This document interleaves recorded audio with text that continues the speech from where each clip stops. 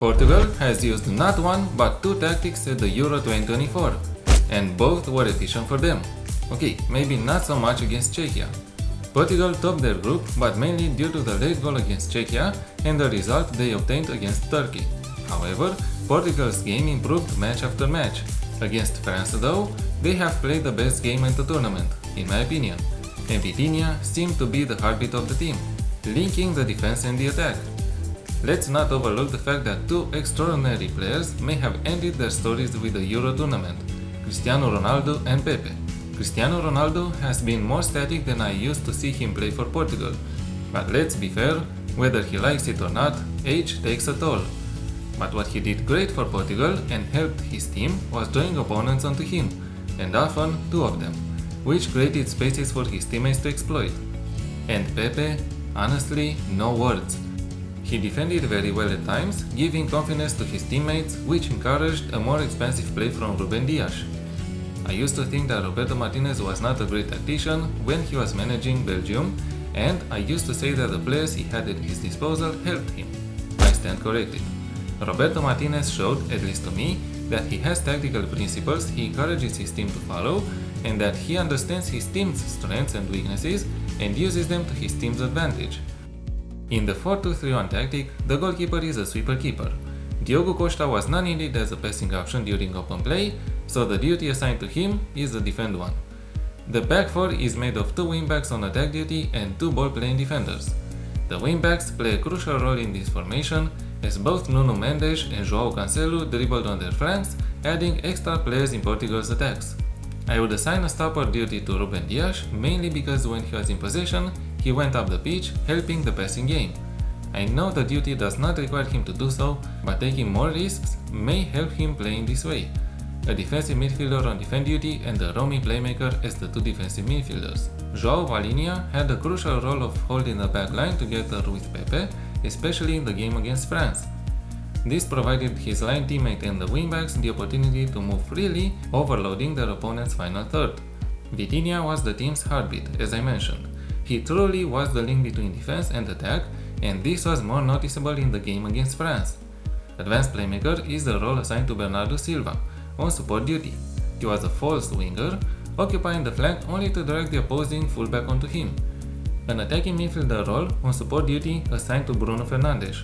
Bruno Fernandes has been quiet during his team's games, in my opinion, but he was important to the passing game, being there for either Vitinha, João Palhinha or Bernardo Silva to receive the pass and move the ball forward, creating dangerous opportunities. Rafael Leao was an engine on his flank, tormenting his opponents with silky dribbling and extraordinary acceleration.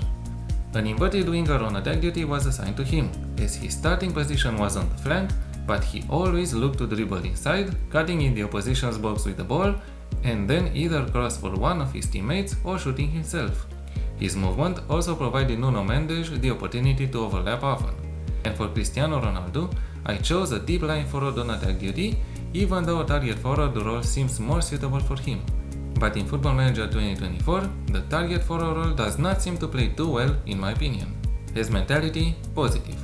In possession, fairly wide attacking width, play out of defense, shorter passing directness and a slightly higher tempo, and whipped crosses. In transition, counter-press, counter and distribute the ball to the defense. As Diogo Costa chose the way he distributed the ball, I let him do the same in the game. Out of possession, high press and a higher defensive line. Trigger press more often and prevent the goalkeeper short distribution. In the 3-4-3 or 3-4-2-1 formation, the positions change, obviously, but the approach remains the same. The formation emulates the game against Czechia, as against Georgia, Portugal fielded more or less the second team. Diogo Dalot appeared in the starting 11, replacing João Palhinha. The goalkeeper is a sweeper keeper on defend duty, no change here. The back three is made of two ball-playing defenders on defend duty and one libero on support. Ruben Dias took up a more familiar role, as he sometimes plays in a similar tactic at Manchester City, and Nuno Mendes was told to stay wider. Diogo Dalot was assigned a wingback on support role, going up the field gradually when his team was in possession, while João Cancelo was assigned an inverted wingback role on attack duty. He had moments when he drifted inside, taking up a midfielder or advanced midfielder position, overloading the midfield area in the opposition's final third. a roaming playmaker role for Bruno Fernandes and a box-to-box midfielder one for Vitinha. Bruno Fernandes roamed from his position in the game against Czechia, linking up play where needed. Vitinha was the second engine of the team, providing a more defensive option when his team was defending or under a counter-attack. But when his team was in possession, he went up the pitch, providing a passing option and overloading the final third of the opposition. The front three kept the roles from the 4-2-3-1 formation. As mentality, positive. In possession, fairly wide attacking width, play out of defense, shorter passing directness and a slightly higher tempo, and whipped crosses. In transition, counter-press, counter, and distribute the ball to the defense. Again, we let the goalkeeper to choose the distribution type. Out of possession, high press and a higher defensive line, trigger press more often and prevent the goalkeeper's short distribution. As said, Portugal did not play bad at all during the tournament.